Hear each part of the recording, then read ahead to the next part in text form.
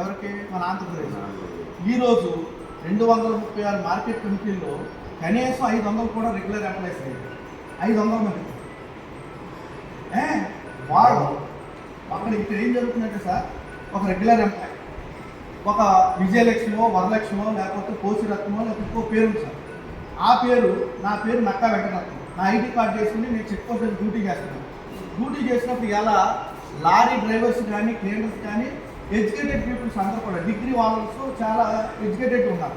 నేను నక్కా వెంకటరత్నం కానీ, లేకపోతే వెంకటేశ్వరరావు కానీ, లేకపోతే లక్ష్మణరావు గారి పేరుతో ఉన్నప్పుడు ఐడి కార్డు చూస్తున్నాను.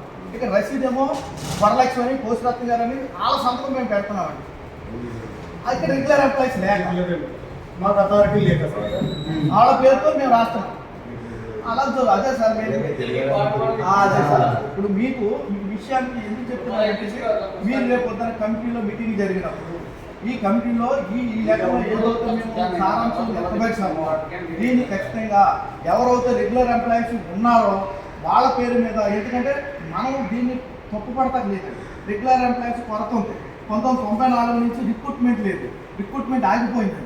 గవర్నమెంట్ రిక్రూట్మెంట్ చేసుకోకపోతే మార్కెట్ కమిటీల్లో కానీ మిగతా చోట్ల అన్ని చోట్ల యావత్తు రాష్ట్రంలోనే 3,50,000 మంది అవుట్సోర్సింగ్ ఉద్యోగులు ఉన్నారు. మన మార్కెట్ కమిటీలో 3,500 మంది అవుట్సోర్సింగ్ ఉద్యోగులు పనిచేస్తున్నారు. ఎవరు యార్డ్ అసిస్టెంట్లు, వాచ్మెన్, అటెండర్, టీఈఓలు, సూపర్ అసిస్టెంట్లు అందరూ పనిచేస్తారు.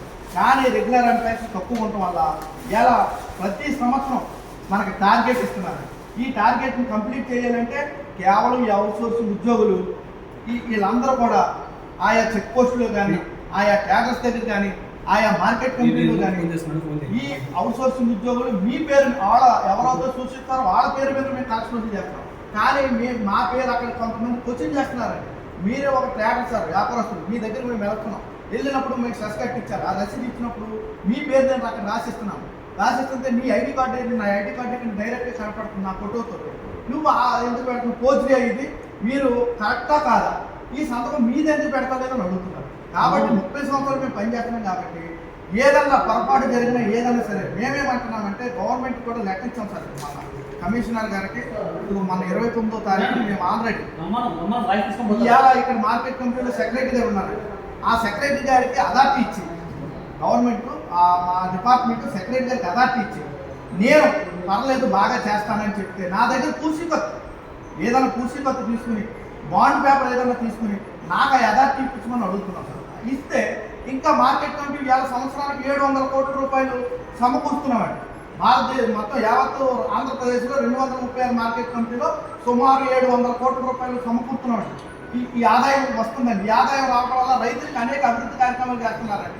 ఇవాళ ఈ బిల్డింగ్ కట్టారైతే, లేకపోతే ఈ మార్కెట్లో వచ్చిన రైతులకి ఇలా భోజనాలు పెడుతున్నారంటే అన్నీ కూడా మనందరం 700 కోట్ల రూపాయలు సమకూర్చిన దాంట్లో నుంచే మనం చేస్తున్నారు. కాబట్టి దీని మీద మీ కమిటీ ఒక నిర్ణయం తీసుకుని మేమేమి మా ఉద్యోగాలు రెగ్యులర్ చేయమని అనట్లేదండి. లేకపోతే ఇంకోటి మీ చేతుల్లో ఉన్న పని సార్. మీ కమిటీ తీర్మానం చేసి ఇక రెగ్యులర్ ఎంప్లాయీస్ ఎంతమంది ఉన్నారు, ఎంతమంది వెళ్ళి ఈ రిసీట్ రాస్తున్నారు, రాయినప్పుడు 30 సంవత్సరాలు ఎందుకు పనిచేస్తున్నారు. కాబట్టి వీళ్ళకి అథారిటీ ఎందుకు ఇవ్వకూడదు, ఇచ్చినప్పుడు ఒకవేళ మీకు వచ్చిన ఇబ్బంది ఏంటి, ఇబ్బంది వస్తే కనుక ఆ ఇబ్బందిని వీళ్ళు అథారిటీ 100 రూపాయలు బాండ్ పేపర్ కానీ, ఇలా మాకు నెల జీతంలో ఇస్తున్నారండి, మాకు పిఎఫ్ ఉందండి, పిఎఫ్ నప్పుడు 1,00,000 2,00,000 ఉంటుందండి, ఏదైనా సూట్ బాండ్ నేను ఇస్తాను, నా ఉద్యోగం మీద వదులుకోను కదండి, ఏం పొరపాటు చేయను కదండి. మీకు పొరపాటు చేస్తారంటే అథారిటీ మీ దగ్గర పెట్టుకోమని అడుగుతున్నాను.